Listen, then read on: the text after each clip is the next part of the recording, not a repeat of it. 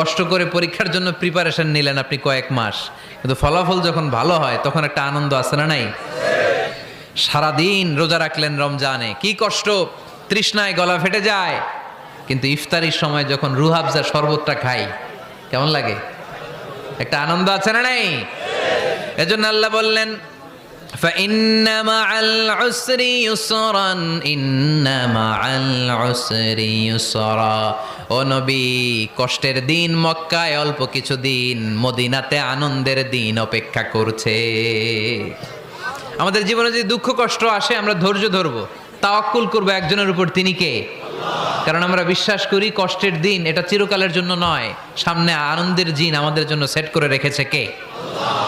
তাহলে আমরা সূরাতুল ইনশিরাহ থেকে 3টা নেয়ামতের বর্ণনা শুনলাম, বিশ্বনবীকে কি সান্ত্বনা দেয়া হলো সেটা শুনলাম। এবার 2টা গাইডলাইন শুনে তাফসীর আমরা শেষ